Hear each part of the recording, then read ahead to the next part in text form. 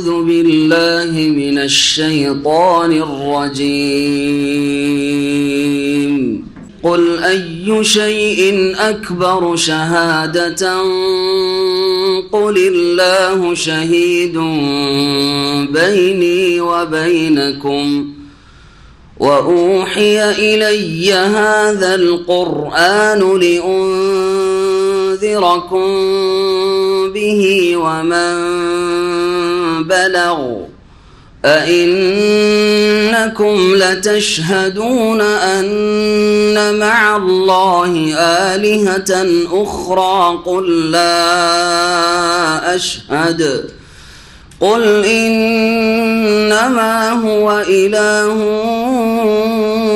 واحد وإنني بريء مما تشركون. الذين آتيناهم الكتاب يعرفونه كما يعرفون أبناءهم الذين خسروا أنفسهم فهم لا يؤمنون. الذين خسروا أنفسهم فهم لا يؤمنون. ومن أظلم ممن افترى على الله كذبا أو كذب بآياته إنه لا يفلح الظالمون. ويوم نحشرهم جميعا ثم نقول للذين أشركوا مكانكم أنتم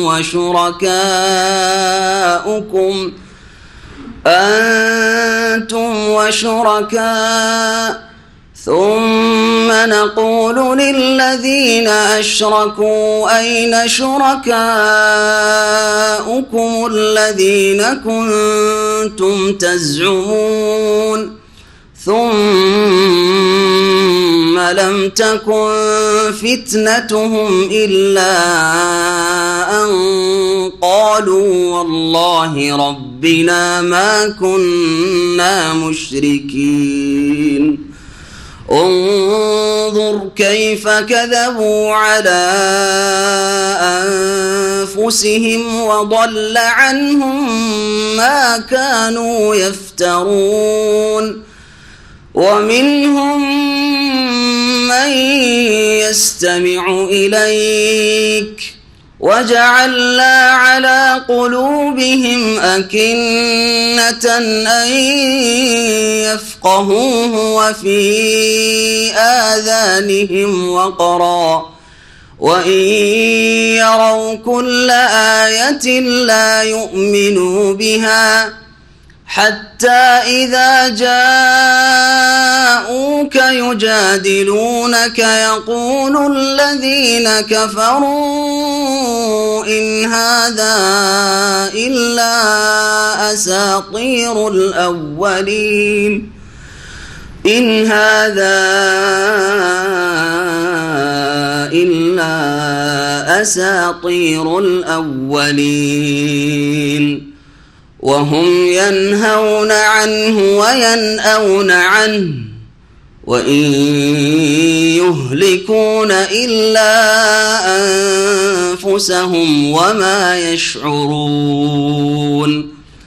ولو ترى إذ وقفوا على النار فقالوا يا ليتنا نرد ولا نكذب بآيات ربنا ونكون من المؤمنين بل بدا لهم ما كانوا يخفون من قبل ولو ردوا لعادوا لما نهوا عنه وإنهم لكاذبون.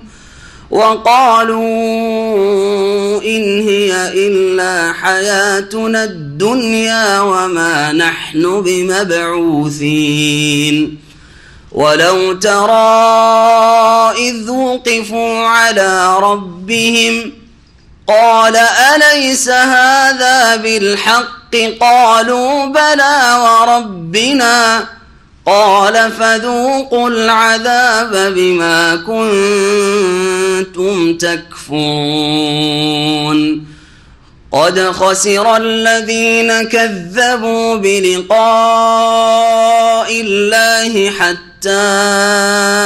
إذا جاءتهم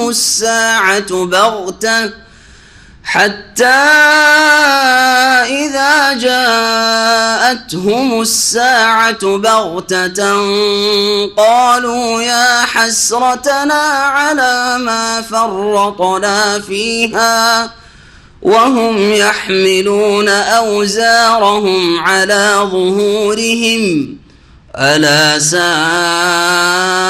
ما يزرون وما الحياة الدنيا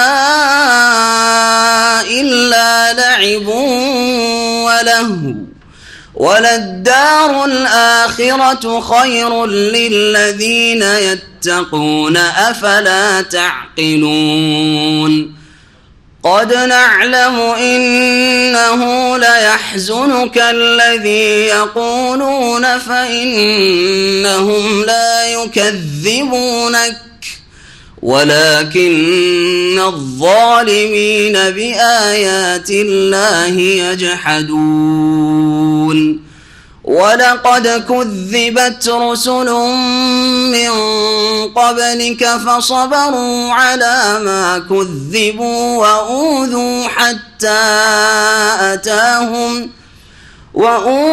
حتى أتاهم نصرنا ولا مبدل لكلمات الله ولقد جاءك من نبأ المرسلين وإن كان كبر عليك إعراضهم فإن استطعت أن تبتغي نفقا في الأرض أو سلما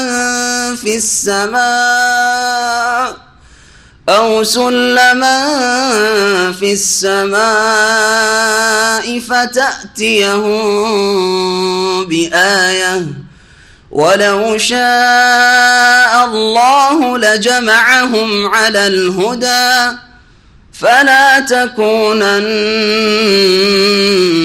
من الجاهلين. السلام عليكم ورحمة الله وبركاته.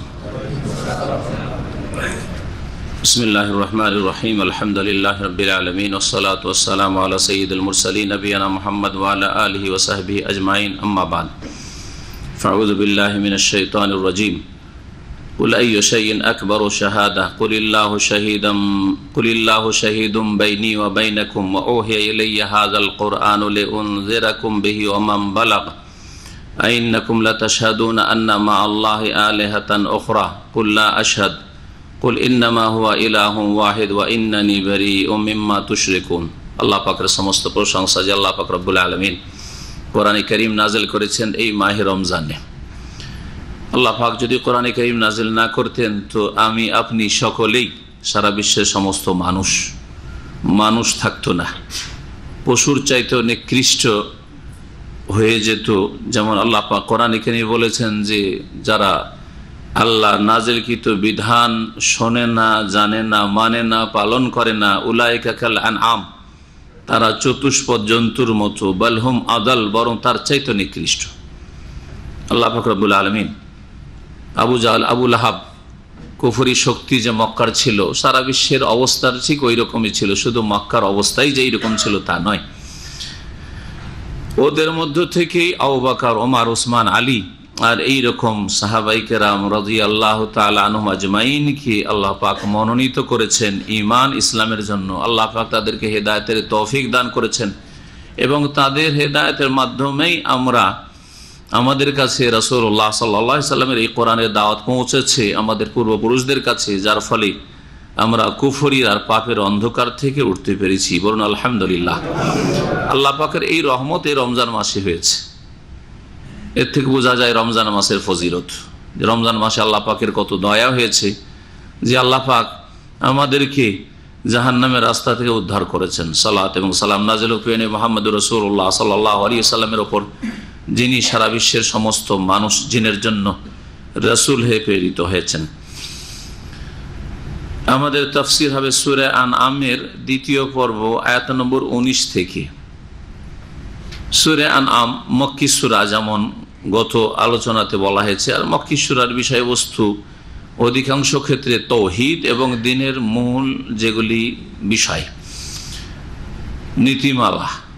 তো তাওহীদ সম্পর্কেই আল্লাহ পাক রব্বুল আলামিনের এই কথা চলছে। মহান আল্লাহ ইরশাদ করেছেন, আল্লাহ পাকের একত্ব সম্পর্কে সবচাইতে বড় সাক্ষী কি হতে পারে, বা সবচাইতে বড় সাক্ষ্য প্রদানকারী কে হতে পারে, এই বিষয়ে আল্লাহ পাক ইরশাদ করেছেন, কুল আইয়ু শাইইন আকবারু শাহাদা।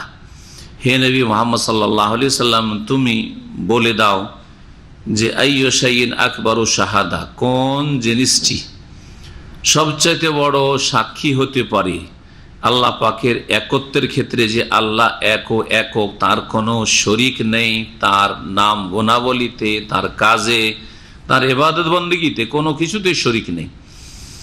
এই বিষয়ে সবচেয়ে বড় সাক্ষী কি হতে পারে, বা কে সবচেয়ে বড় সাক্ষী হতে পারে। এবং তার সাথে সাথে দ্বীনের মৌলিক আকীদা হচ্ছে রিসালাত, মুহাম্মদুর রাসূলুল্লাহ সাল্লাল্লাহু আলাইহি ওয়াসাল্লাম যে আল্লাহর রাসূল, এর জন্য সবচেয়ে বড় সাক্ষী কার হইতে পারে। মুহাম্মদুর রাসূলুল্লাহ সাল্লাল্লাহু আলাইহি ওয়াসাল্লামের উপর কোরআনে কারীম আল্লাহর পক্ষ থেকে নাযিল হয়েছে, এর জন্য সবচেয়ে বড় সাক্ষী কে হতে পারে। জিজ্ঞেস করো তাদেরকে, তোমাদের সাক্ষী বড়, না যিনি সৃষ্টিকর্তা তিনি সবকিছুই জানেন তার সাক্ষী সবচেয়ে বড়। দুনিয়ার ক্ষেত্রে সাক্ষীর ক্ষেত্রে কে সাক্ষী দেওয়ার যোগ্যতা রাখে? যে বেশি জানে, তাই না? একটা ঘটনা সম্পর্কে যে যত বেশি জানে সে সাক্ষী দেওয়ার বেশি অধিকার রাখে। তো আল্লাহ পাক রব্বুল আলামিন সম্পর্কে, আল্লাহর অস্তিত্ব সম্পর্কে, আল্লাহ পাকের ওয়াহদানিয়ত একত্ব সম্পর্কে, আল্লাহ পাকের বিধান সম্পর্কে, আল্লাহ পাকের পেগাম রিসালাত সম্পর্কে, আল্লাহ পাকের কিতাব কোরআনে কারীম যে আল্লাহর বাণী, এই বিষয়গুলি সম্পর্কে আল্লাহর চাইতে বেশি আর জানে কি? সুতরাং আল্লাহ হচ্ছেন সবচেয়ে বড় সাক্ষী। তাই বলছেন, কুল, হে নবী বলে দাও, কুলিল্লাহু শাহীদুম বাইনি ওয়া বাইনাকুম, হে নবী বলে দাও তাদেরকে যে আল্লাহ হচ্ছেন আমার মাঝে, নবী করিম সাল্লাল্লাহু আলাইহি ওয়াসাল্লাম বলা হচ্ছে আমার মাঝে, নবীর মাঝে, ওয়া বাইনাকুম, হে জাতি তোমাদের মাঝে সাক্ষী। আল্লাহ হচ্ছেন সাক্ষী আমার মাঝে এবং তোমাদের মাঝে। আল্লাহ সবচেয়ে বড় সাক্ষী। আল্লাহর সাক্ষীর চাইতে বড় সাক্ষী হতে পারে না কারো সাক্ষী।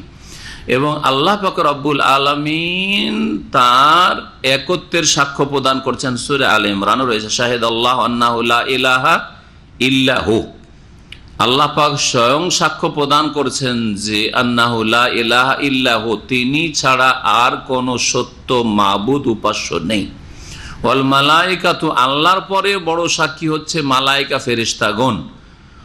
তারপরে ওয়া উলুল ইলমে, তারপরে যারা জ্ঞানী, যারা আল্লাহর দ্বীন সম্পর্কে, আল্লাহ পাকের বিধান সম্পর্কে জ্ঞান রাখে, উলামায়ে কিরাম, কোরআন এবং হাদিসের আলেম যারা, কায়েমান বিল কিসত, এবং যারা ন্যায়ের ওপর সুপ্রতিষ্ঠিত। তাহলে বোঝা গেল যে আলেম নাম ধরলেই হবে না, নামদারি আলেম হলে হবে না, বরং যারা ন্যায়ের ওপর সুপ্রতিষ্ঠিত। আর ন্যায় হচ্ছে আল্লাহ পাকের কথা, কোরআন সুন্নাহ, ওহীর বিধানের ওপর যারা কায়েম রয়েছে, সেই সব উলামায়ে কেরামরা ফেরেশতাগণের পরে তারা সাক্ষী।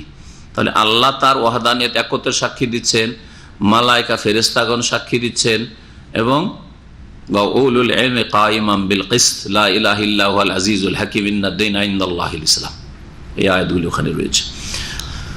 তারপরে আল্লাহ পাক বলছেন কোরআনে কারীম সম্পর্কে, ওহিয়া ইলাইয়া হাযাল কোরআন, হে নবী তুমি এটাও বলে দাও যে আমার কাছে এই কোরআন ওহী করা হয়েছে। কার কাছে ওহী করা হয়েছে? মুহাম্মদুর রাসূলুল্লাহ সাল্লাল্লাহু আলাইহি ওয়াসাল্লামের কাছে। তাহলে ওহী করেছে আল্লাহ রাব্বুল, আল্লাহ সম্পর্কে জানলাম। আর কোন জিনিসটির ওহী করা হয়েছে? আল কোরআনের, তাহলে কোরআন সম্পর্কে জানলাম। ঈমান বিল কিতাব, হ্যাঁ, আল্লাহর কিতাবের প্রতি 6টি যে ঈমানের স্তম্ভ রয়েছে, খুঁটি, তার মধ্যে একটি হচ্ছে কিতাব সমূহের প্রতি ঈমান নিয়ে আসা। আর সর্বশেষ কিতাব মহাগ্রন্থ আল কোরআন কারীম, তাহলে কোরআন সম্পর্কে জানলাম। আর কার কাছে এই কোরআনের ওহী করা হয়েছে? নবী মুহাম্মদ সাল্লাল্লাহু আলাইহি সাল্লামের কাছে। তাহলে রিসালাত সম্পর্কে, রাসূল সম্পর্কে জানলাম। তাই আল্লাহ পাক বলছেন যে নবী এই কথাও বলো যে ওহিয়া ইলাইয়া হাযাল কোরআন, আমার কাছে এই কোরআন ওহী করা হয়েছে। কেন ওহী করা হয়েছে?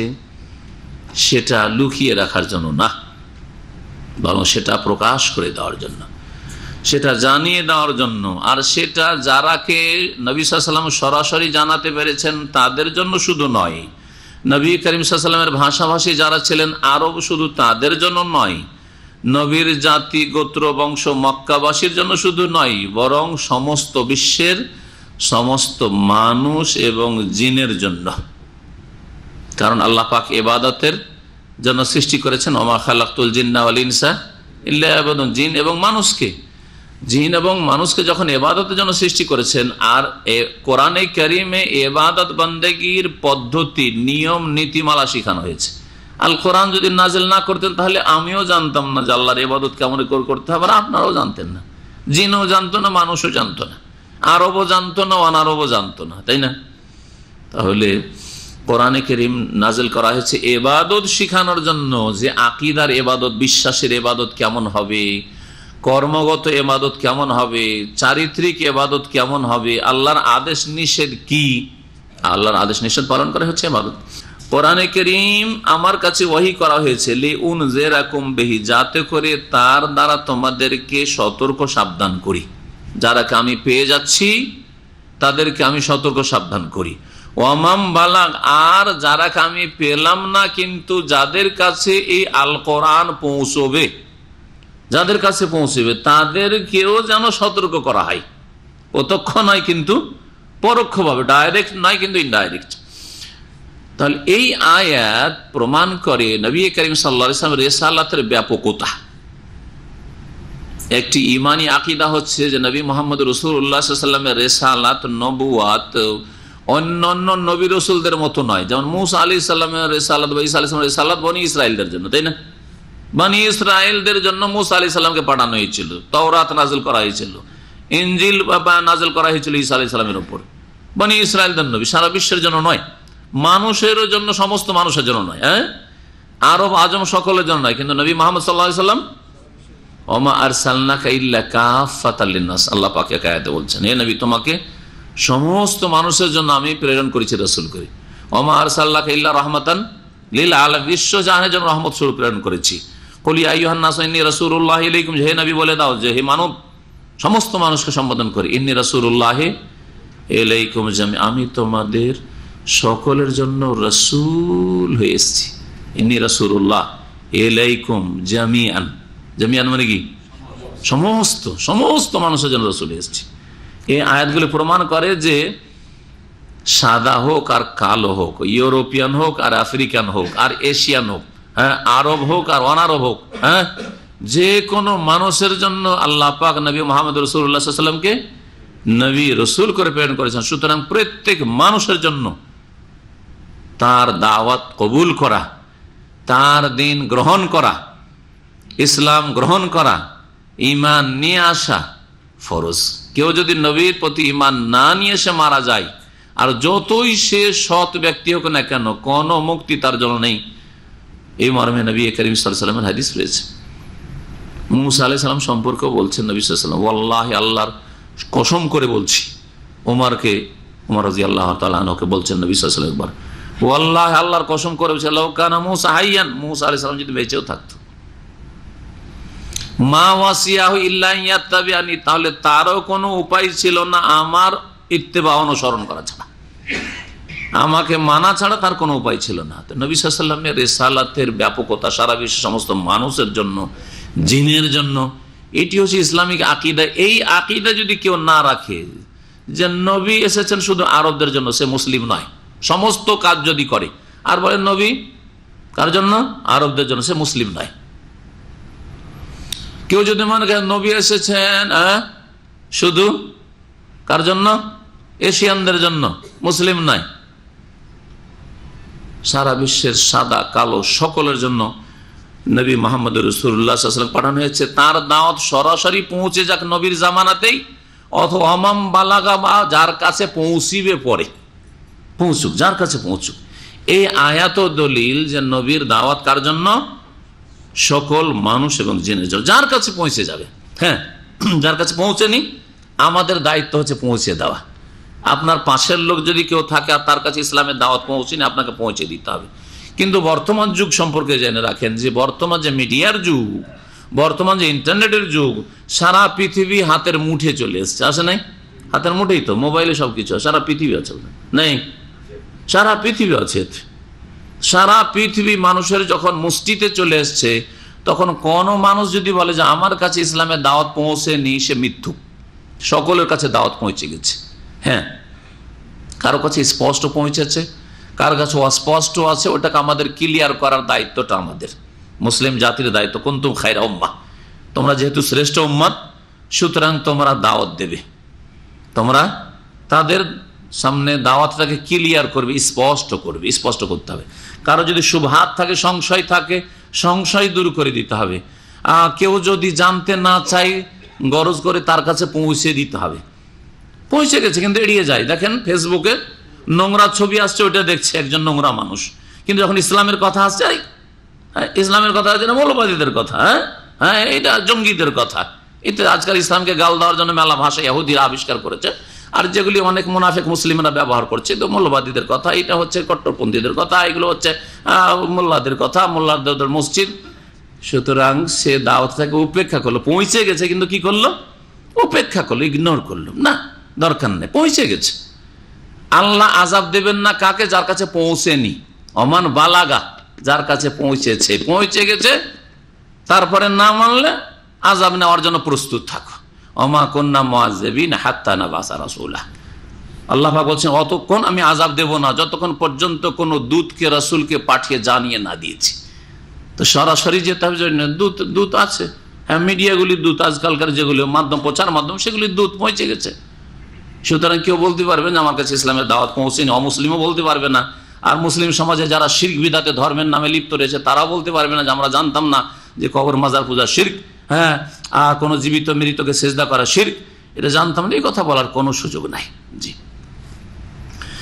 তবে আমাদের দায়িত্ব সম্পর্কে কখনো অবহেলা করবেন না, গাফেল থাকবেন না, যে আমাদের দায়িত্ব যে দাওয়াতটাকে ক্লিয়ার করে দিতে, স্পষ্ট করে দিতে হবে। অনেকের কাছে অস্পষ্ট আছে, অনেকে অজুহাত পেশ করে, যে অজুহাত আখেরাতে কাজ আসবে না, কিন্তু তারপর অজুহাত পেশ করে আমরা তো জানতাম না, আমরা তো শুনিনি, এই তো জীবনে প্রথম শুনছি, অথচ সামনে আসছে, শুনছে না।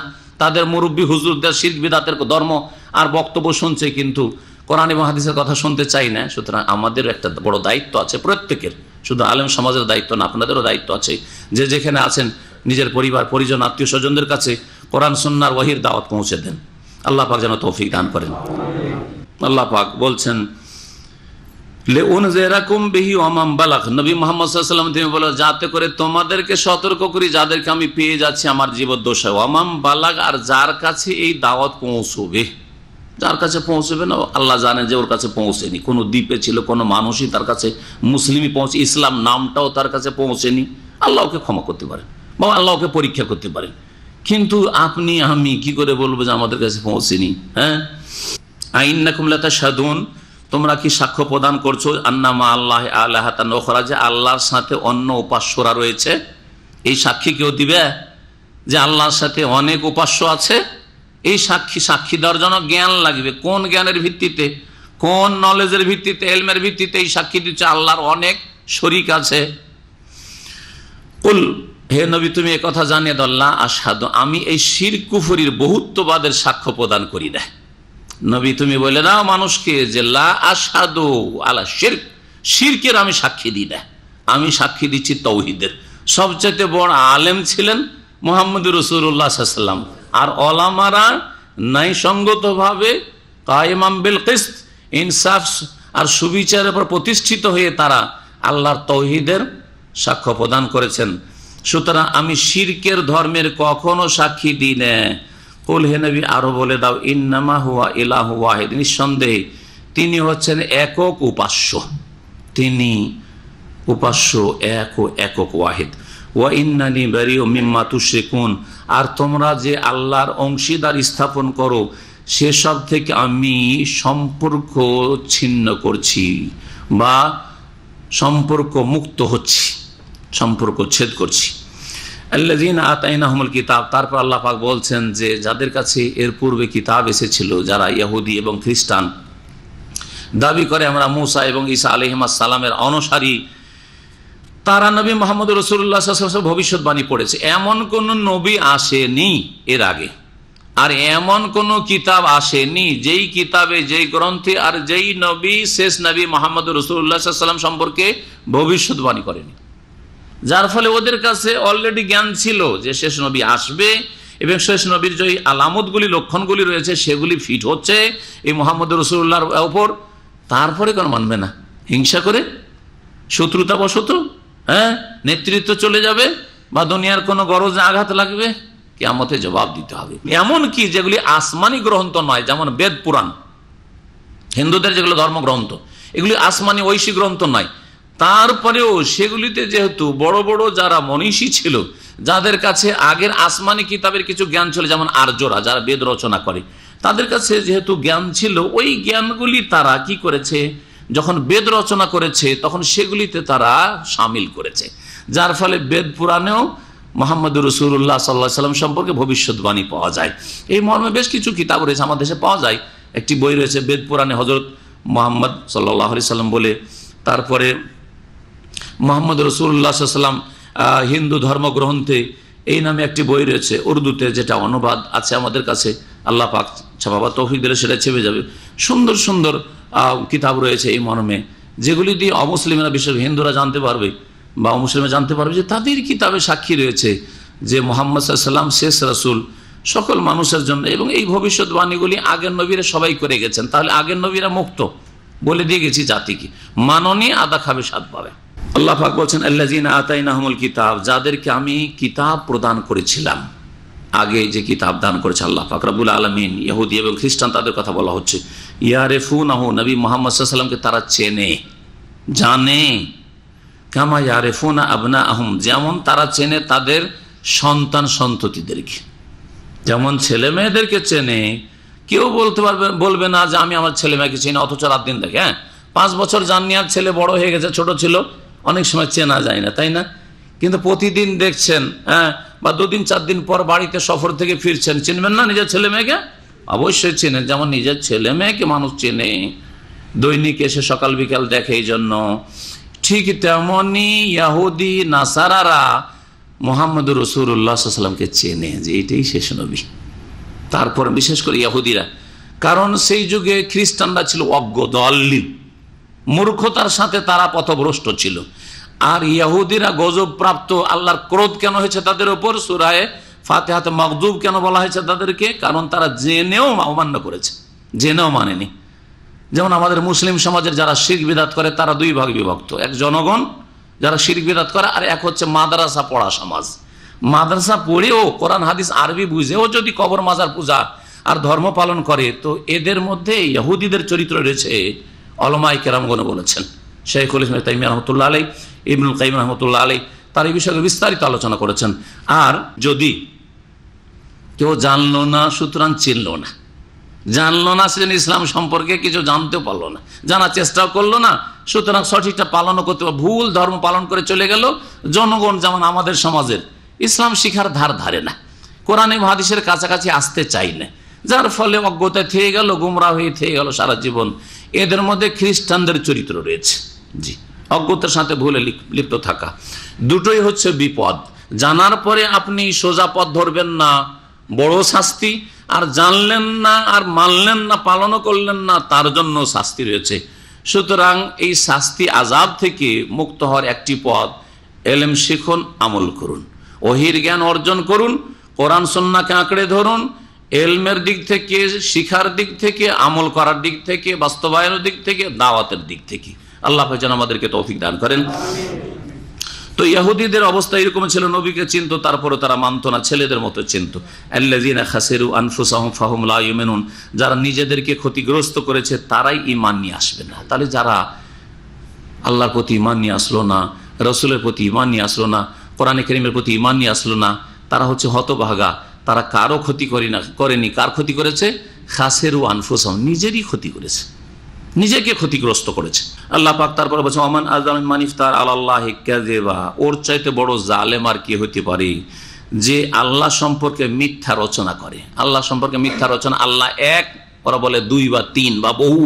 হ্যাঁ, তাহলে শিরক হচ্ছে সবচেয়ে বড় মিথ্যা রচনা।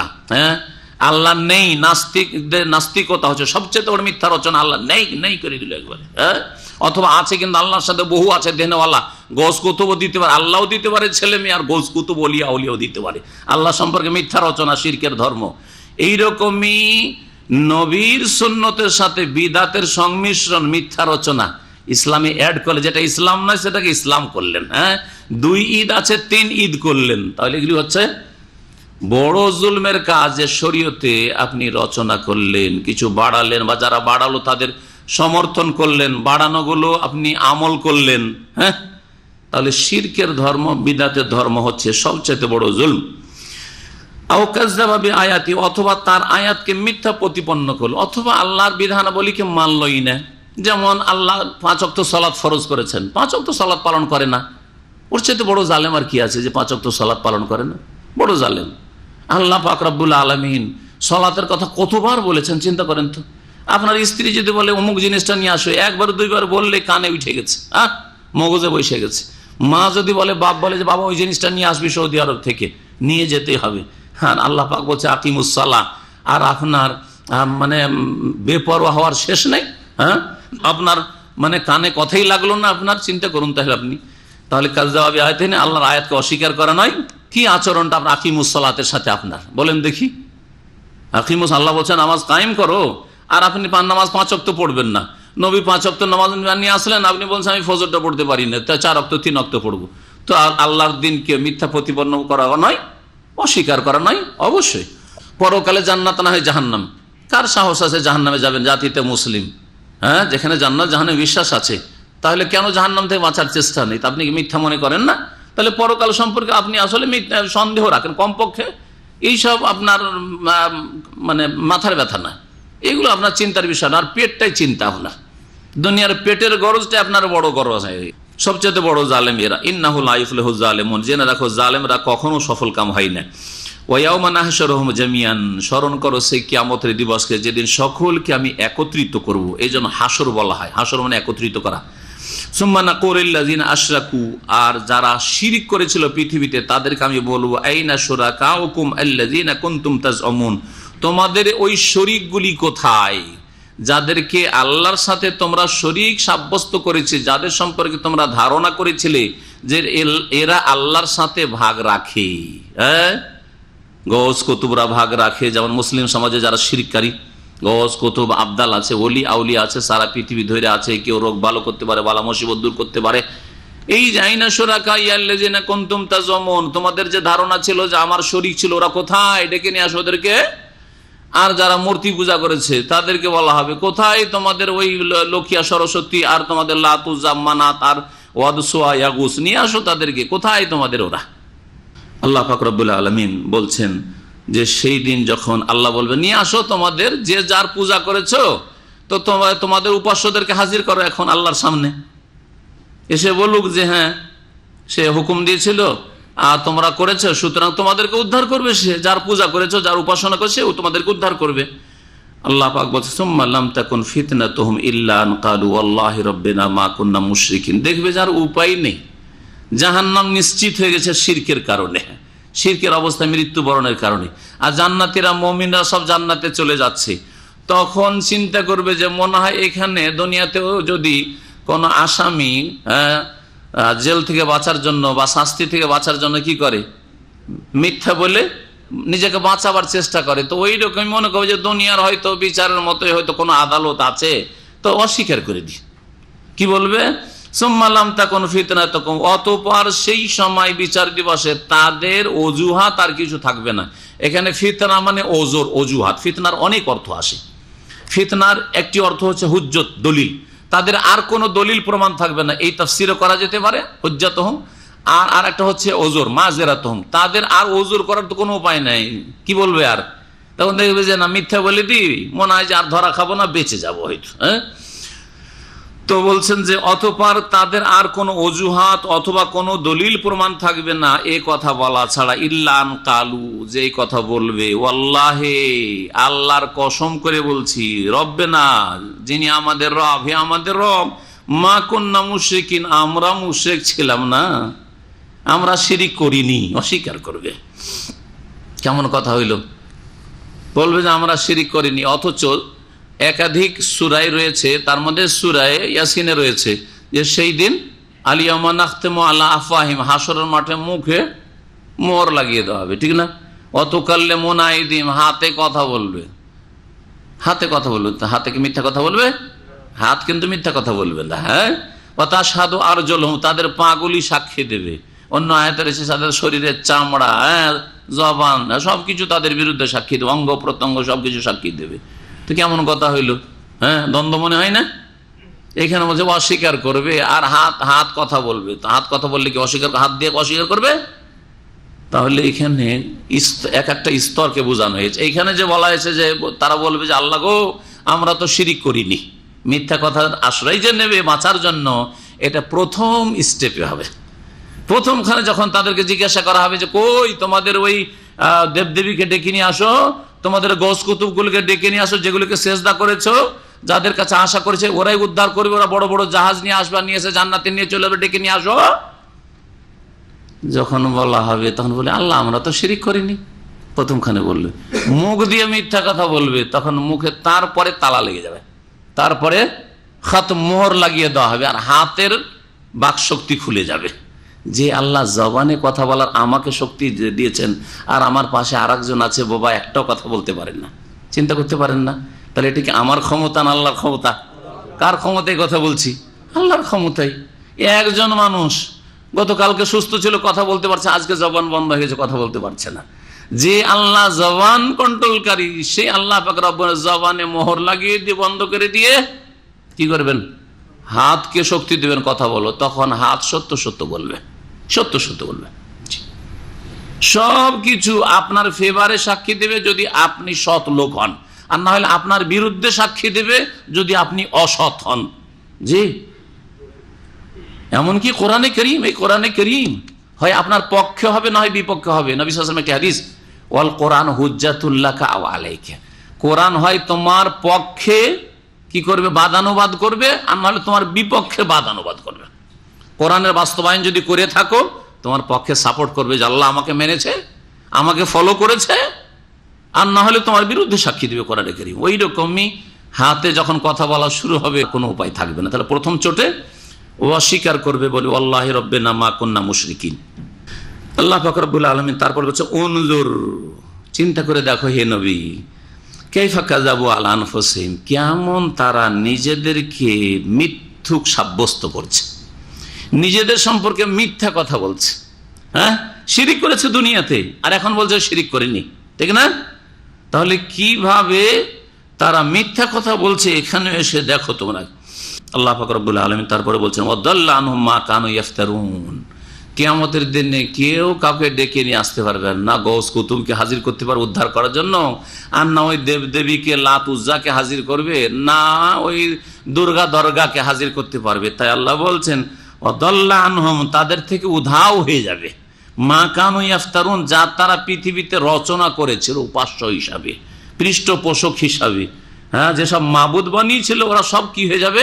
এখানে দাল্লা মানে উধাও হয়ে যাবে, সব হারিয়ে যাবে।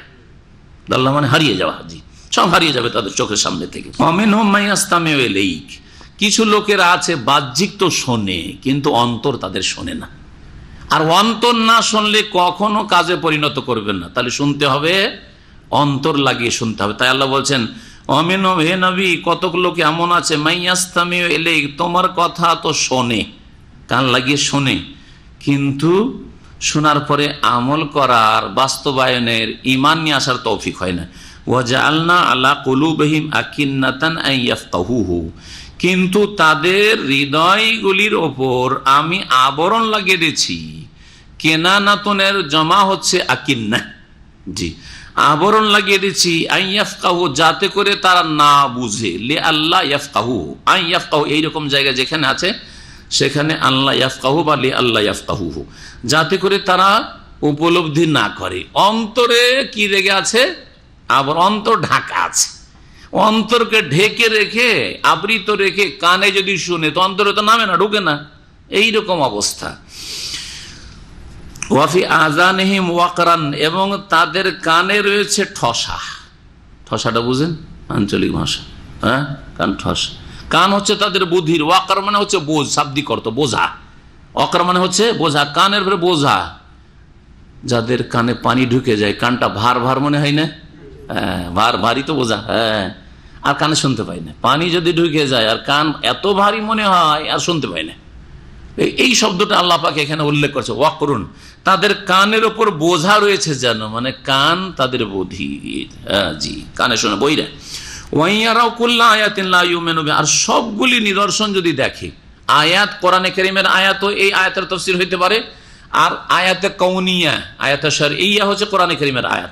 আয়াতে কাউনিয়া সৃষ্টিগত আয়াত হচ্ছে আল্লাহ পাক যা কিছু আমার আপনার শরীরে সৃষ্টি করে রেখেছেন এবং দিগন্তে আমাদের চারিপাশে আল্লাহ পাক যা সৃষ্টি করে রেখেছেন, এগুলি হচ্ছে আয়াতে কাউনিয়া, সৃষ্টিগত আয়াত। দুই রকমের আয়াত থেকে আল্লাহ হেদায়েত নিতে বলেছেন। নিজের শরীরকে দেখে সৃষ্টিকর্তাকে চেনা, পৃথিবীকে সানরিহিম আয়াতান ফিল আফাক, দিগন্তকে চারিদিক দেখে, আসমান জমিন, পাহাড় পর্বত আর ঘাসপালা, সুবহানাল্লাহ, আর মাখলুকাত, এই বিস্ময়কর জগৎ, এইসব দেখে এমনিতে প্রাকৃতিক হয়ে যায়নি, রবকে চেনো। এটা হচ্ছে এক আয়াত, সৃষ্টিগত আয়াত। আর বিধানগত আয়াত, শরীয়তগত আয়াত হচ্ছে কোরআনে কারীম আয়াত, রসুলের হাদিসগুলো, আয়াত বাল্লিগু আন্নী ওয়ালা আয়াত, একটি হুকুমের অর্থে বিধান, কোরআনের হোক অথবা হাদিসের হোক, সেটাও আয়াত, আল্লাহকে চেনার উপায়। আল্লাহ পাক বলছেন যে ওয়াইয়ারাও কুল্লা আয়াতিন, তারা যদি সবগুলি নিদর্শন দেখতে পায়, আয়াত দেখতে পায়, তবুও তারা বিশ্বাস করবে না। সব দেখিয়ে দেন, তারপরে মানবে না। মুজিজা, আয়াত মানে মুজিজা হইতে পারে, মুজিজা একটা নয়, বহু মুজিজা এনে যদি দেখাও তাও মানবে না। চাঁদকে দ্বিখণ্ড করে দেখানো হলো, তাও মানলো না। হ্যাঁ, আরে মোহাম্মদ তো জাদুকর, মনে করছিলাম যে জমিনে জাদু, আকাশেও জাদু চলছে। তো যে অস্বীকার করবে তাকে কেউ স্বীকার করতে পারবে না, আল্লাহ বদনসিব করেছে, হতভাগা। আল্লাহ পাক বলছে হাত্তা ইযা জাউকা ইউজাদিলুনাকা, হে নবী, এমনকি যখন তোমার কাছে আসে তারা, ইউজাদিলুনাকা, তখন তোমার সাথে তর্কে জড়িয়ে পড়ে, তোমার সাথে ঝগড়া করে, বাক বিতণ্ডায় লিপ্ত হয়। ইয়াকুলুল্লাযিনা কাফারু, কাফেররা বলে, ইন হাযা ইল্লা আসাতিরুল আউয়ালিন, এই কোরআন তো পূর্ব যুগের উপকথা ছাড়া, উপন্যাস ছাড়া আর কিছু নয়। আসাতির, আসাতির হচ্ছে উস্তুরার জমা, উস্তুরা বলা হয় উপন্যাসকে, জি, বানানো কিচ্ছা কাহিনী। কি পূর্ব যুগের, প্রাচীন যুগে যেমন লাইলা মজনুর কিস্সা, আর তারপরে ওই আমাদের দেশে সোনা ভানের কি আছে ওগুলো কিস্সা, ওই সব কিচ্ছা কাহিনী, কিচ্ছু না, সব কাল্পনিক কথা, এইসব, এগুলোকে বলা হয় উস্তুর, আসাতির। তো কোরআনকেও বলতে, কোরআনে যেহেতু কিস্সা কাহিনী আদম আলাইহিস সালাম থেকে শুরু, মুসা, ঈসা, ইব্রাহিম, সব নবী রাসূলদেরকে কাহিনী বয়ান করা হয়, ওই তো ওই আগের যুগের উপকথা, এগুলো কি উপন্যাস। ওয়াহুম ইয়ানহাউনা আনহু, তারা এই কোরআন মানতে অন্যদেরকে নিষেধ করে, ওয়ায়ানহাউনা আনহু, এবং তারাও এই কোরআন থেকে দূরে থাকে। বদ চরিত্রের লোকের দুটো খারাপই, নিজেও মানে না, অন্যকে মানতে দেয় না, এরা সবচেয়ে বেশি বদ। আর এর চাইতে নিচের বদ হচ্ছে যে নিজে মানে না কিন্তু অন্যকে বাধা সৃষ্টি করে না, অন্যকে বাধা সৃষ্টি করে না। দেখেন আমাদের দেশে কেউ যদি ইসলাম গ্রহণ করে তাহলে তার বেঁচে থাকাই মুশকিল ওইখানে, ঠিক না? কট্টরপন্থী এত হিন্দুরা, মুশরিকরা। কিন্তু ফিলিপাইনে আমাদের অনেক সাথী সঙ্গীরা এখানে কাজ করে দাওয়াতে, তাদের একই উঠানে থাকছে, মেনে নিচ্ছে, ইসলাম গ্রহণ করেছে, বাপ মুসলিম হয়নি, মা মুসলিম হয়নি, ছেলে মুসলিম হয়েছে, মেয়ে মুসলিম হয়েছে, বাস করছে, একই উঠানে বাস করছে, বিবাহ শাদী করে ও নিজে সংসার করছে, অথবা বাপ মা মুসলিম হয়ে গেছে, ছেলে মুসলিম হয় না কিন্তু বাপের দুশ্মন না, চলছে। জি হ্যাঁ, বাধা সৃষ্টি করেন না। ইসলাম জবরদস্তির দিন নয়, লাইক রাফির দিন, কিন্তু রাস্তা ক্লিয়ার রাখতে হবে। যে ইসলাম গ্রহণ করতে চাই তার সামনে বাধা দেওয়ার কোনো অধিকার নেই। ঠিক তেমনি আমাদের মুসলিম সমাজে, বিদাতি সমাজে দেখেন এত গোঁড়া কট্টর এক শ্রেণীর লোক আছে যে নিজেও মানবে না হক, কোরআন সুন্নাহ মানবে না, শিরক বিদআতে লিপ্ত থাকবে, অন্যকেও মানতে দিবে না। কেউ যদি শিরক থেকে বাঁচতে চায় তার জন্য বসবাস মুশকিল করে দিবে। কেউ যদি বিদআত না করে তার জন্য মসজিদে ঢোকা বন্ধ করে দিবে, নামাজ পড়িয়ে না অসুবিধা নেই, কিন্তু মসজিদে আসতে পাবে না আমাদের যদি এই সব যদি ধর্মকর্মে অংশ না নাও, ঠিক কিনা? এরা সবচেয়ে বড় বদমাইশ। আর 2 নম্বর বদমাইশ যে নিজেরা শিরক বিদআত করে কিন্তু অন্যকে বাধা দেয় না, লকম দিন তোমরা তোমাদেরটা করো আমাদেরটা। কমপক্ষে আমরা এটা চাইছি, এই বিদআতপন্থীদের কাছে এটা চাইছি যে ঠিক আছে তোমরা মানবে না আমাদের যেসব দিনী ভাইরা কোরআন সুন্নাহ মানতে চাইছে তাদের জন্য রাস্তা কিনলে, তারা সৌদি আরবে সকলে এসে নামাজ পড়ছে, আরে বিদআতীও নামাজ পড়ে, কেউ কাউ কিছু বলে কোনোদিন? কেউ বলে না। তো এইরকম অবস্থাটা তৈরি করেন, যা যে যেটা ভালো মনে করছে ওইভাবে নামাজ পড়তে দাও, যে যেমনটা করছে ওই রকম করতে দাও। এটা হচ্ছে স্বাধীনতা, এটা হচ্ছে স্বাধীনতা। কোথায় তোমাদের ধর্মীয় স্বাধীনতা, কোথায় তোমাদের বাক স্বাধীনতা, কোথায় তোমাদের মানবাধিকার আর স্বাধীনতা? স্বাধীনতা করছে, অথচ একজন ইসলাম গ্রহণ করলে তার জন্য বেঁচে থাকা মুশকিল, একজন কোরআন সুন্নাহ অনুসারী শিরক বিদআত ত্যাগ করলে মুসলিম সমাজে, বিদআতী সমাজে বেঁচে থাকা মুশকিল। হ্যাঁ, শুধু দাবি করলে হবে যে স্বাধীনতা। ওহম ইয়ানহাউনা আনহু, এই বদ প্রকৃতির লোক মক্কার কাফের মুশরিকদের চরিত্র, তারা অন্যদেরকেও আল কোরআন মানতে, রসুলের কাছে যেতে বাধা সৃষ্টি করে, নিষেধ করে। ওয়ান আওনা মানে ইয়াবউদুনা, না আয়ানা মানে হচ্ছে দূরে হয়ে যাওয়া। তারাও নিজেরাও দূরে থাকে রসুল থেকে এবং কোরআন থেকে, আর অন্যদেরকেও বাধা সৃষ্টি করে রসুলের কাছে যেতে, কোরআন শুনতে যেতে। ওয়াইয়ুহলিকুনা ইল্লা আনফুসাহুম ওয়া মা ইয়াশউরুন, তারা এইভাবে নিজেদেরকে ধ্বংস করে কিন্তু তারা উপলব্ধি করে না, টের পায় না, নিজেদেরকে ধ্বংসে পতিত করলাম। ওয়ালাউ তারা ইয ওয়াকিফু আলান নার, হে নবী তুমি যদি দেখতে কিয়ামতের দৃশ্যটি, যখন তাদেরকে জাহান্নামের সামনে দাঁড় করানো হবে। সুবহানাল্লাহ, জাহান্নামীদেরকে জাহান্নামের সামনে যখন দাঁড় করানো হবে কি অবস্থা হবে। আল্লাহ পাক বলছেন নবীকে, ওয়ালাউ তারা, হে নবী ওই দৃশ্য যদি দেখতে, ইয ওয়াকিফু আলান নার, যখন এই কাফের মুশরিক আর পাপিষ্ঠদেরকে জাহান্নামের সামনে দাঁড় করানো হবে, থামানো হবে। ফাকালু, তখন তারা বলবে, ইয়া লাইতানা, হাই আক্ষেপ, হাই আফসোস, নোরাদ্দু, যদি আমাদেরকে ফিরিয়ে দেওয়া হইতো, ওয়ালা নুকাজ্জিবা বিআয়াতি রাব্বিনা, তাহলে আমরা আমাদের প্রতিপালকের আয়াতগুলিকে, বিধানাবলীকে মিথ্যা মনে করতাম না, ভুল করেছি। ওয়া নাকুনা মিনাল মুমিনিন, আর আমরা বিশ্বাসীদের অন্তর্ভুক্ত মুমিন মুসলিম হয়ে যেতাম, তখন আকাঙ্ক্ষা করবে। এই বিষয়টি কোরআনে কারিমে কয়েক জায়গায় বর্ণনা করা হয়েছে এবং কয়েক সময়ে এই আকাঙ্ক্ষা করবে, দরখাস্ত করবে আল্লাহর সামনে। এক তো মওতের সময়, যখন মওতের হাত্তা ইযা জা আহাদুহুল মওত, যখন মওতের সময়, মওতের পরোয়ানা চলে আসে, মালাকুল মওত চলে আসে রূহ কবজ করার জন্য, তখন কাফের মুশরিক আর পাপিষ্ট বলে, রব্বের জীবন, আল্লাহ ফিরিয়ে দাও, একটু সময় দাও, রব্বের জীবন, মওতের সময় বলে। আর যখন বিচার দিবসে উঠাবে তখনও এক দরখাস্ত করবে একবার যে আল্লাহ রব্বের জীবন ফিরিয়ে দাও, আল্লাহ ফিরিয়ে দাও। জি, এই জাহান্নামের সামনে যখন দাঁড় করানো হবে, আল্লাহ একবার ফিরিয়ে দে, একবার বাঁচাও, একবার দুনিয়াতে ফিরিয়ে দাও, ভালো আমল করে ফিরে আসো। জাহান্নামেও চিৎকার করে করে মাঝে মাঝে, আল্লাহ গো একবার তো সুযোগ দাও, অনেক শাস্তি ভোগ করলাম, একবার ফিরিয়ে দাও পৃথিবীতে। কয়েকবার করে দরখাস্ত করতে থাকবে এইরকম কাফের মুশরিক পাপিষ্টরা। কিন্তু এই দরখাস্ত কি উদ্দেশ্যে? একটা হচ্ছে ভালো হয়ে যাব এই উদ্দেশ্য, আর একটা হচ্ছে যে সামনে যেহেতু শাস্তি দেখে নিয়েছি, এই সম্পর্কে আর কোনো সন্দেহ নেই যে এই অবস্থায় জাহান্নাম ছাড়া কোনো উপায় নেই, তো আযাব শাস্তির ভয়ে। কোনটা? আসলে কি তারা সৎ হতে চায় যে দুনিয়াতে ফিরে আসলে তারা সৎ হয়ে যাবে? না, সৎ হবে না তাদেরকে সময় এরকম দেওয়া হয়েছিল। এর আগেও যখন দুনিয়াতে তাকে পাঠানো হয়েছিল কর্মজগতে, তখন 50-60 বছর তাকে সময় দেওয়া হয়েছিল। আওয়ালাম নুআম্মিরকুম মা ইয়াতাযাক্কারু ফীহি মান তাযাক্কার, উপদেশ নেওয়ার সমান সময় দেওয়া হয়েছিল। ওয়া জাআকুমুন নাযীর, আর তোমাদেরকে রিমাইন্ড করিয়ে দেওয়ার জন্য, স্মরণ করিয়ে দেওয়ার জন্য নবীও এসেছিলেন, নাযীরও এসেছিলেন, কিন্তু মানোনি তো তোমরা। তাই আল্লাহ পাক বলছেন যে ওদের উদ্দেশ্য যেহেতু আযাব থেকে বাঁচা ছিল, উদ্দেশ্য সৎ হওয়া ছিল না, আল্লাহ ফিরিয়ে দেবেন না। বাল বাদা লাহুম মা কানু ইউখফুনা মিন ক্বাবলু, বরং প্রকাশ পেয়ে যাবে তাদের, মা কানু ইউখফুনা মিন ক্বাবলু, এর পূর্বে যা তারা গোপন করত, যারা অন্তরে লুকায়িত রেখেছিল যেসব বিষয়গুলি, সেগুলি কি হয়ে যাবে? প্রকাশ হয়ে যাবে কিয়ামতের মাঠে। এটা কি ছিল?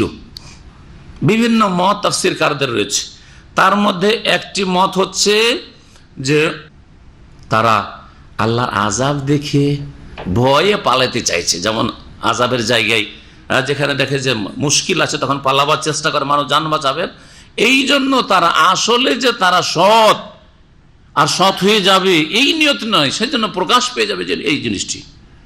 আর কেউ কেউ বলেছে এটা মোনাফেকদের সম্পর্কে বলা হয়েছে। মোনাফেকরা অন্তরে কুফরিকে লুকিয়ে রেখেছিল, কিন্তু নবী মুহাম্মদ রাসূলুল্লাহ সাল্লাল্লাহু আলাইহি ওয়াসাল্লাম সামনে তারা নাশহাদু ইন্নাকা লা রাসূলুল্লাহ পড়েছে না পড়ে নাই? কালেমা পড়েছে না পড়েনি? পড়েছে। নামাজ পড়েছে, সবকিছু করেছে, দান খেরাত করেছে, জিহাদে মাঝে মাঝে গেছে, মাঝে মাঝে পালিয়ে এসছে রাস্তা থেকে। হ্যাঁ, তো এই যে কুফরি লুকাইতে ছিল বড় মুনাফিকদের অন্তরে, মুসলিম সমাজে এইরকম বহু নাস্তিকরা আছে মুসলিম সমাজে থাকার কারণে কুফরি প্রকাশ করে না, কিন্তু তারা নাস্তিক, আল্লাহ পরকাল বিশ্বাসী নয়। এই যে গোপন রেখেছে, কিয়ামতের দিন সব উন্মোচিত হয়ে যাবে, প্রকাশ পেয়ে যাবে, আল্লাহ সব খুলে দেবেন, মুখোশ খুলে যাবে, তখন কে মুনাফিক কে মুমিন সব ক্লিয়ার হয়ে যাবে। কেউ কেউ বলেছেন মক্কার কাফের মুশরিকদের সম্পর্কে আয়াত নাযিল হয়েছে, তারা নেতাদের সম্পর্কে। তারা করতো কি, ভিতরে ভিতরে ঈমান ছিল যে ঠিকই মুহাম্মদ যা বলছে ঠিক, কিন্তু যদি জনগণকে বলি যে ঠিক, তাহলে সব মুসলিম হয়ে যাবে। হ্যাঁ, সব মুসলিম হলে তো আমাদের নেতৃত্ব গেল, তা আমরা যাব কোথায়? ঠিক না?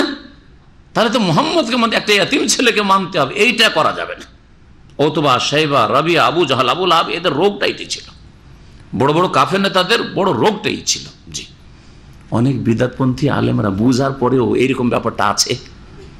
একজন আলেম সম্পর্কে নাম না বলে আমি বলছি, ওকে গিয়ে কোনো একজন ভালো আলেম কোরআন সুন্নাহ এসে বলছে যে এতদিন তো আপনারা বলতেন যে আল্লাহ সর্বত্র বিরাজমান, কিন্তু কথাটা তো আসলে গবেষণা করে এখন দেখা গেল তো ভুল একেবারে। আল্লাহ তো আরশে, আর রহমান আরশে ইস্তাওয়া, আর আপনার বলছে সর্বত্র বিরাজমান, সবকিছুতে বিরাজমান। এটা কথা কেমন? যে কথা তো ঠিকই। ওই বিদাতি বড় আলেম একজন বলছে কথা তো ঠিকই, কিন্তু বয়স 70-75 হয়ে গেল, এতদিন এই সব শিখিয়ে আসলাম, আর যদি আজকে বলি মানুষে কি বলবে, লোকে কি বলবে যে এতদিন এরা কি করছিল, তাই না? লোকের তিরস্কার কেমন করে বরদাস্ত করব? যা হচ্ছে যা যা জাহান্নামে যা, নিজেও যাবে অন্যরাও যাবে। তো এই যে বিশ্বাসের পরেও লুকিয়ে রেখেছে মানিজ্যতের জন্য, বাল বাদালাহুম মা কানু ইউখফুনা মিন ক্বাবল।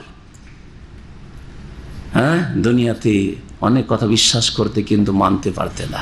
কথা ঠিকই যে মিলাদ করা বিদআত, কিন্তু সমাজে বলে চাকরি চলে যাবে, কিয়ামতের দিনে সব মুখোশ খুলে যাবে। যে বিশ্বাস ছিল যে বিদআত, তারপরে কেন করিয়েছিলে? এই মরার নামে খাবার বিদআত, তারপরেও কেন করিয়েছিলে? কোরআন পড়ে বক্সানো দিয়ে কোনো ফায়দা হয় না, বরং হানাফি মযহাবের ফতোয়া সবচেয়ে শক্ত, যে মৃতকে নেকি পৌঁছে না কোরআন দিয়ে বক্সে, এই কোরআন পড়ে। হানাফি ফতোয়া সবচেয়ে শক্ত, আর আমাদের সমাজের হানাফিরাই বেশি কোরআন খানি করে। তাহলে আলেম সমাজ ফিকার কিতাব পড়ে নাই? হ্যাঁ, আবু হানিফার মত পড়ে না? কদরি বেকায় হেদায়া পড়ে না? জানে। তারপর সমাজ, প্রচলিত সমাজ ওইভাবে চলতে দিয়েছে, কিয়ামতের দিনে সব মুখোশ খুলে যাবে।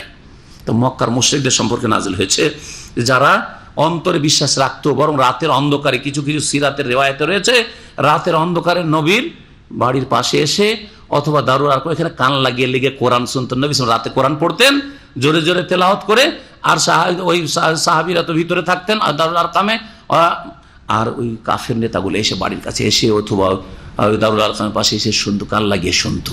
আর দিনে বলতো লোকজনকে, ওয়াকাল আল্লাযীনা কাফারু লা তাসমাউ লিহাযাল কোরআন, কোরআন শুনিও না, খবরদার কোরআন শুনিও না।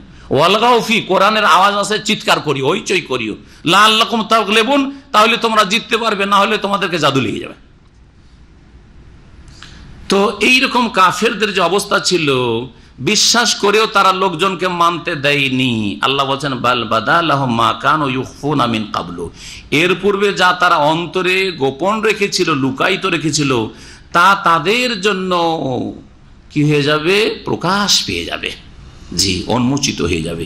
ওয়ালাউ রুদ্দু লাআদু লিমা নুহু আনহু, যে দরখাস্ত করেছিল যে আল্লাহ ফিরিয়ে দাও, ভালো আমল করে মুমিন হয়ে আসবো, আল্লাহ বলছে তাদেরকে যদি ফিরিয়েও দেওয়া হয়, লাআদু লিমা নুহু আনহু, যা থেকে তাদেরকে বারণ করা হয়েছে, নিষেধ করা হয়েছে, সেদিকে আবার ফিরে আসবে, আবার বেনামাজি হবে, আবার শিরিক করবে, আবার জেনা করবে, আবার তারা খুন করবে, আবার নাস্তিকতায় লিপ্ত হবে। ওই দুনিয়ার জগতে যেমন হয় সৎ অসৎ, ওই রকমই আবার শুরু হবে।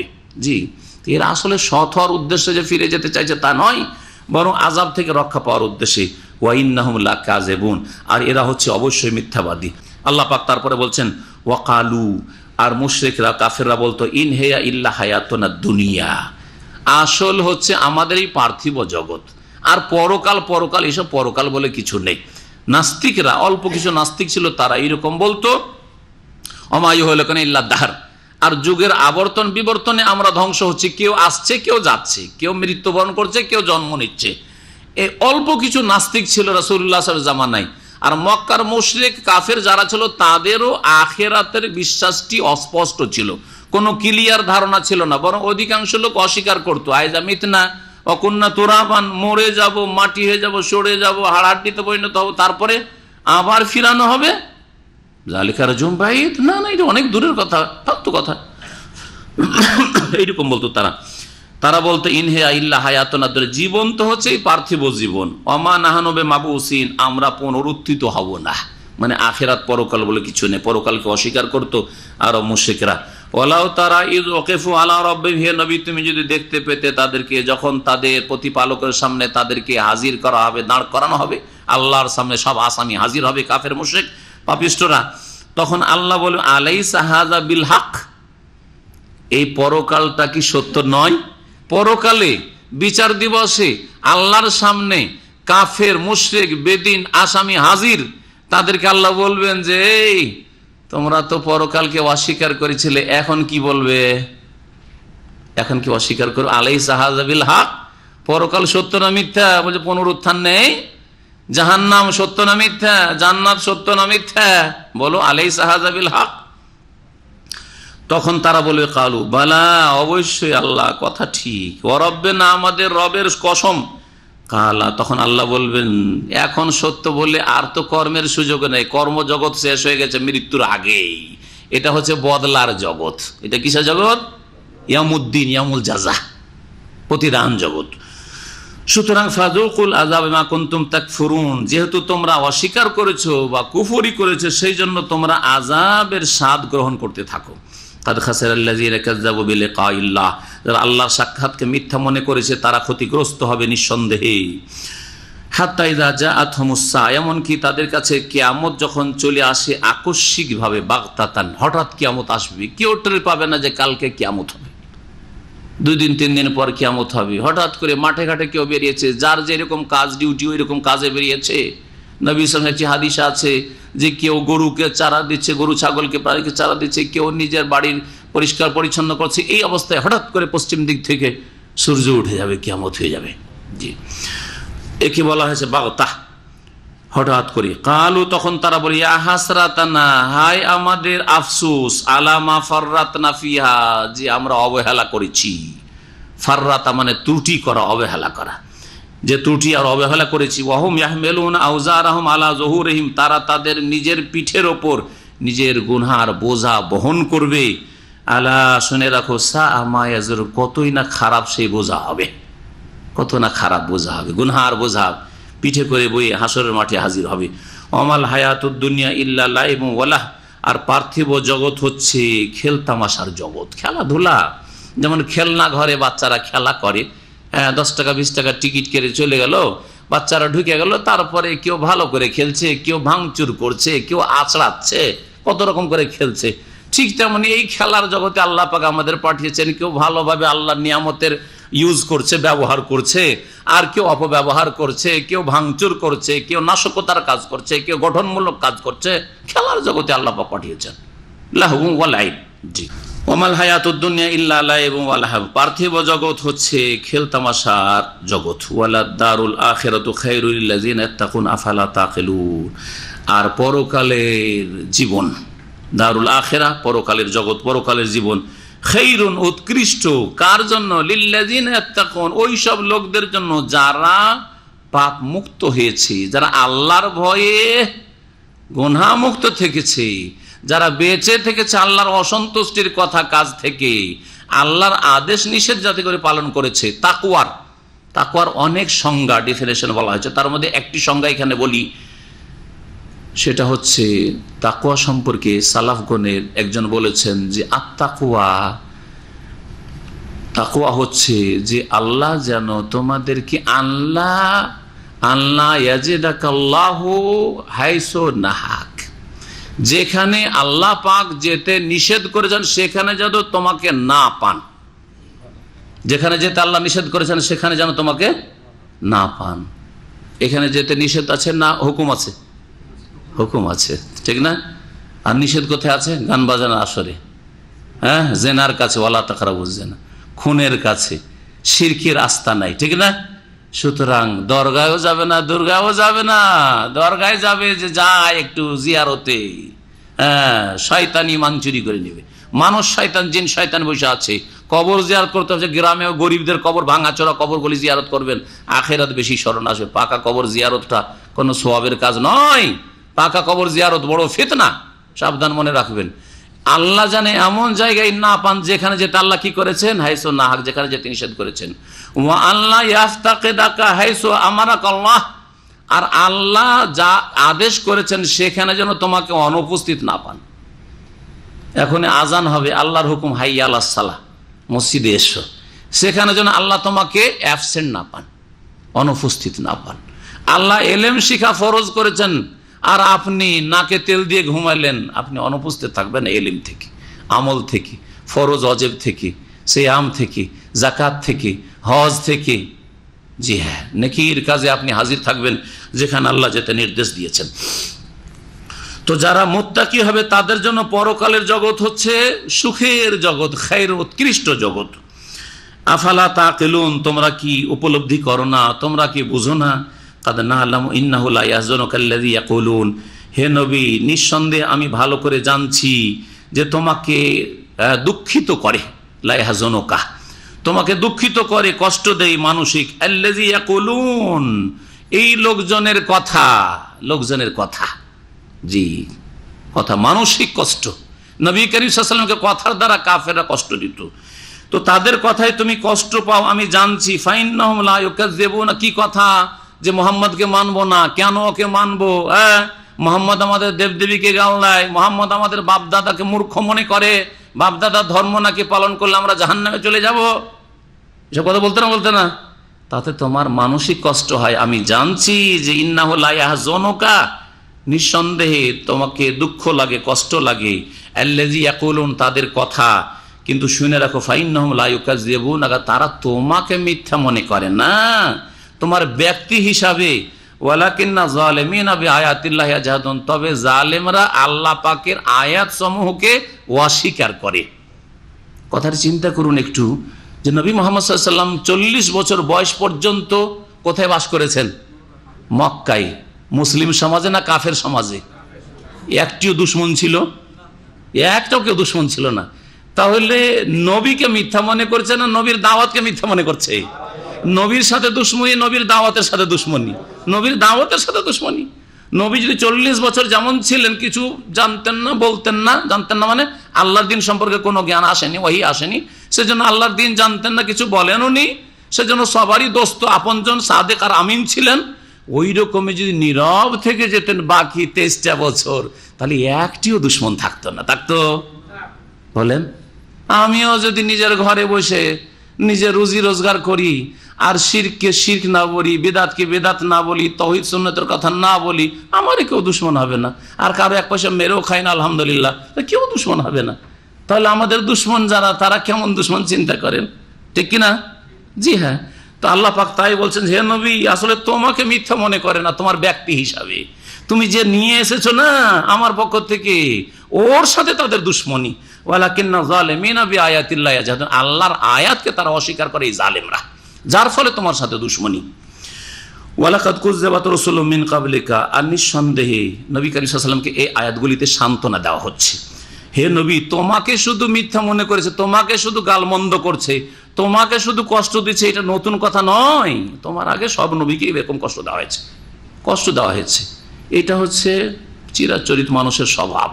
ভালো কথা বললে কষ্ট দেবেই, মানুষের দরদি হিতাকাঙ্ক্ষী হলে জাহান্নামের রাস্তা থেকে উদ্ধার করতে চেষ্টা করলে দুশ্মন হবেই। এটাই হচ্ছে মানুষের স্বভাব। আল্লাহ পাক বলেছেন ওয়ালাকাদ কুযযিবাত রাসূলুম মিন ক্বাবলিকা, হে নবী তোমার পূর্বে বহু রাসূলকে মিথ্যা প্রতিপন্ন করা হয়েছে। ফাসাবারু আলা মা কুযযিবু, কিন্তু তাদেরকে যে মিথ্যা মনে করা হয়েছে তার উপর তারা ধৈর্য ধারণ করেছে। কি করেছে? সবুর করেছে, ধৈর্য ধারণ করেছে। তোমাকে কি করতে হবে? কি করতে হবে? ধৈর্য ধারণ করতে হবে। তাই আল্লাহ কোরআনে আরেকটা আয়াতে বলছে ফাসবির কামা সাবারা উলুল আজমি মিনার রাসূল, হে নবী তুমি সবুর করো, ধৈর্য ধারণ করো, যেমন দৃঢ় প্রতিজ্ঞ 5 জন নবী বিশেষ করে ধৈর্য ধারণ করে উলুল আজমি মিনার রাসূল। কে? নূহ আলাইহিস সালাম, ইব্রাহিম আলাইহিস সালাম, মূসা আলাইহিস সালাম, ঈসা আলাইহিস সালাম, তারা যেমন ধৈর্য ধারণ করেছেন, তুমিও 5 নম্বর ওই 5 জনের একজন, সবচাইতে শ্রেষ্ঠ রসুল এই 5 জন রসুল, তুমিও ধৈর্য ধারণ করো। তোমাকে এখনো আগুনে ফেলা হয়নি, ইব্রাহিম খলিলুল্লাহকে আগুনে ফেলা হয়েছে, ঠিক কিনা? চিন্তা করেন আপনি, নবী করিম সাল্লাল্লাহু আলাইহি ওয়াসাল্লামের উপর বড় বড় মুসিবত এসেছে। সমস্ত নবীদের উপর যেসব মুসিবত এসেছে সবগুলি নবীর উপর এসেছে। সিরাতুন নবী গভীরভাবে যদি স্টাডি করেন তাহলে বুঝতে পারবেন। নবী করিম সাল্লাল্লাহু আলাইহি ওয়াসাল্লামকে বিষ দিয়ে ইহুদিরা মেরেছে। জি, ইহুদিরা হচ্ছে খুনি। ইহুদি মহিলা খুন করেছে রাসূলুল্লাহ সাল্লাল্লাহু আলাইহি ওয়াসাল্লামকে। জি, বিষের তাসির প্রতিক্রিয়া আবার জেগে উঠেছিল নবী সাল্লাল্লাহু আলাইহি ওয়াসাল্লাম ইন্তেকালের সময়, এবং নবী এই কথা বলেছেন যে ওই যে বিষ মাখা আমি পায়া খেয়েছিলাম তার প্রতিক্রিয়া এখন আমার মনে হচ্ছে যে আমার শিরা উপশিরাকে ছিন্ন ভিন্ন করে দিল, একবারে ছিঁড়ে ফেলে দিল মনে হচ্ছে, এত কষ্ট হচ্ছে আমার। রাসূলুল্লাহ সাল্লাল্লাহু আলাইহি ওয়াসাল্লাম বলছেন। তো আল্লাহ পাক বলছেন যে তুমিও ধৈর্য ধারণ করো যেমন তারা ধৈর্য ধারণ। ফাসাবারু আলা মা কুযযিবু, তাদেরকে মিথ্যা মনে করা হয়েছে কিন্তু তারা ধৈর্য ধারণ করেছে। ওয়া উযু, এবং তাদেরকে কষ্ট দেওয়া হয়েছে। হাত্তা আতাহুম নাসরুনা, এমনকি আমার সাহায্য এসেছে, মানে আমার সাহায্য তারপরে এসেছে। তাহলে বোঝা গেল আগে কষ্ট করতে হবে, তারপরে সাহায্য নেমে আসবে। কোন নবীর ইতিহাসে বিনা কষ্টে সাহায্য নেমে এসেছে এটা হয় নাই।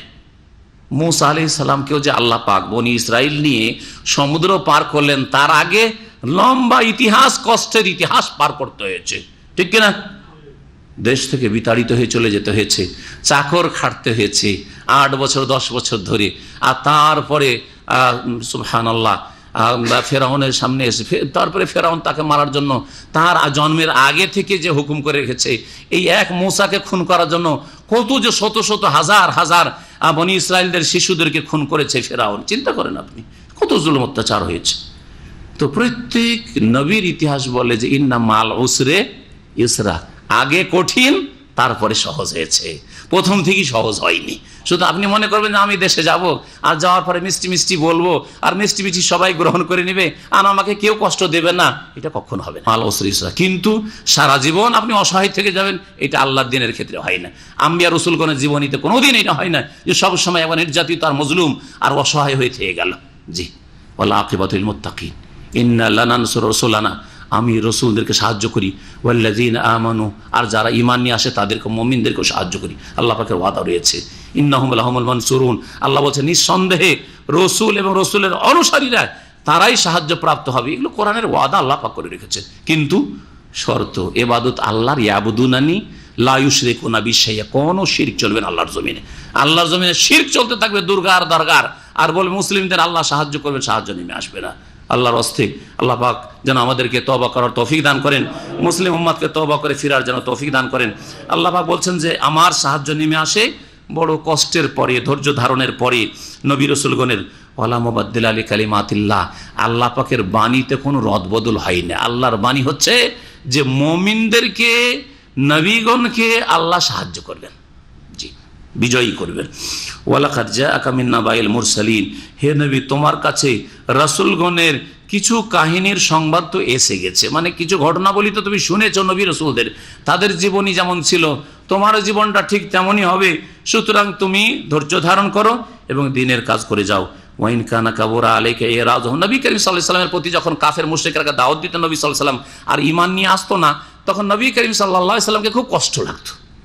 মানুষের কষ্ট ছাড়াও আক্ষেপ হইতো যে হাই রে, এদেরকে আমি জান্নাতের রাস্তায় লাগাচ্ছি, এরা জাহান্নামের দিকে চলে যাচ্ছে, আমার কথা শুনছে না।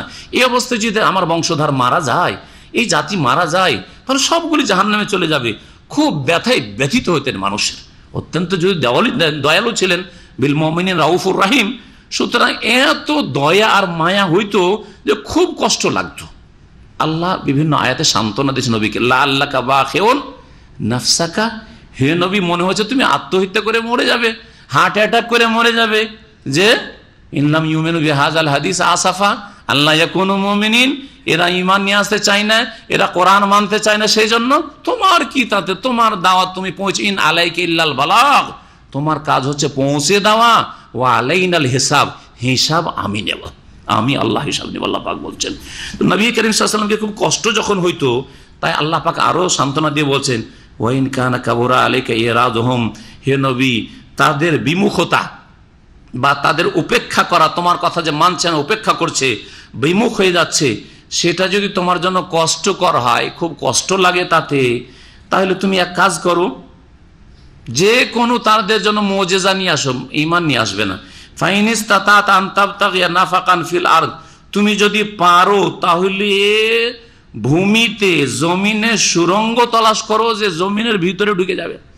আজকাল নয় সায়েন্সের যুগে পাহাড়ের মধ্যে সুড়ঙ্গ তৈরি করছে, কিন্তু নবী সাল্লাল্লাহু আলাইহি ওয়াসাল্লামকে আল্লাহ বলছেন, যাও মাটির তলায় কোথাও সুড়ঙ্গ বানিয়ে ঢুকো তুমি।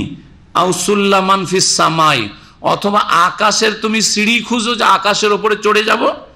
ফাতাতিয়াহুম বিআয়া, এবং জমিনের ভিতর থেকে, ভূগর্ভ থেকে অথবা আকাশের উপর থেকে তুমি কোনো মুজিজা, অলৌকিকত্ব নিয়ে আসবে, তোমার ক্ষমতা থাকলে নিয়ে আসো, অসাধারণ কিছু। তারপরেও তারা ঈমান নিয়ে আসবে না, তারপরেও তারা কি করবে, অস্বীকার করবে। ওয়ালাউ শা আল্লাহু লা জামাআহুম আলাল হুদা, আর আল্লাহ যদি তাই চাইতেন তো তাদেরকে সঠিক পথের ওপর, হেদায়েতের ওপর, জান্নাতের রাস্তায় একত্রিত করতেন, জবরদস্তি চাইলে। কারণ আল্লাহ যদি হুকুম হয়, সৃষ্টিগত হুকুম, এটা হচ্ছে সৃষ্টিগত হুকুম, যে কোন হও, তাহলে অবশ্যই হইতো কোন মুমিনিন, সব মুমিন হয়ে যাও, তাহলে বাধ্যতামূলক সব মুমিন হয়ে যেত। কিন্তু পরীক্ষা থাকতো, কোনো পরীক্ষা থাকতো না, বাধ্য, নিরুপায়, পাথরের মতো, পাথরকে যেখানে ফেলে দিলেন ওখানে পড়ে আছে। তো আমাদেরকে যদি আল্লাহ সকলকে আল্লাহ ওইভাবে, কোন মুমিন না, সব মুমিন হয়ে যাও, তো মুমিন সবাই হয়ে গেল, তাহলে পরীক্ষা কি দাও, সকলে তো মুমিন। কিন্তু আল্লাহ আমাদের শরীরে, মস্তিষ্কে, কলবে ভালো মন্দ দুটো শক্তি দিয়ে রেখেছেন। হ্যাঁ, কুয়াতে মালাকিয়াত, ফেরেশতাগত শক্তি, আর কুয়াতে বাহিমিয়াত, হ্যাঁ, পাশবিক শক্তি, দুটো শক্তি আছে প্রত্যেকের শরীরে, দুটো শক্তি আছে। একটা হচ্ছে পশুর শক্তি, হিংস্র পশুর শক্তি, আর আরেকটা হচ্ছে ফেরেশতাগত শক্তি, ভালো শক্তি। আমরা ভালো কাজ করতে উৎসাহিত হই, এটা ভালো শক্তি আমাদের, তখন শক্তিশালী হয়। আর খারাপ কাজের দিকে মানুষ যায়, ওই পাশবিক যে শক্তি রয়েছে, হিংস্র পশুর শক্তি, ওই শক্তিটা যখন প্রাধান্য পায়, তখন কাউকে খুন করতে যায়, কার মারামারি করতে যায়, ঝগড়া করতে যায়, পাপ করতে যায়, ইত্যাদি ইত্যাদি, গরু ছাগলের মতো, জি হ্যাঁ, জেনা ব্যভিচারে লিপ্ত হয়। দুই শক্তি দেওয়া আছে, এর মাধ্যমেই পরীক্ষা, এবং দুটোতেই স্বাধীন আমরা। ভালোটাও আমরা স্বাধীনভাবে প্রয়োগ করতে পারি, ভালো শক্তি, আর খারাপ শক্তিটাও স্বাধীনভাবে আমরা ব্যবহার করতে পারি, ঠিক না? এখন কোনটা করছেন এই খেলনার জগতে, দুনিয়া আল্লাহ পাক ছেড়ে দিয়েছেন। আল্লাহ পাক বলছেন, আল্লাহ যদি চাইতেন সবাইকে হেদায়েতের উপরে এক করে দিতেন, কিন্তু আল্লাহর পরীক্ষা কোথায় থাকতো? পরীক্ষা তো থাকতো না, তাই আল্লাহ করেনি। ফালা তাকুনান্না মিনাল জাহিলিন, সুতরাং তুমি যারা অবুঝ, যারা অজ্ঞ, তাদের দলে সামিল হয়ে যেও না, তুমি এদের জন্য অধৈর্য হয়ে যাও না, যে কেন ঈমান নিয়ে আসে না, সবগুলিকে মুসলিম বানিয়ে দেবে। আরে উমারকে ইসলাম মুসলিম বানাইলে তো আবু জাহালকে বানিয়ে দেবে, তোমার ক্ষমতা এটা না। তোমার চাচা হামজাকে মুসলিম বানালে আর আব্বাসকে বানালে, সেই জন্য তুমি আবুল হাবকে বানিয়ে দেবে না, এটা তোমার কাজ না।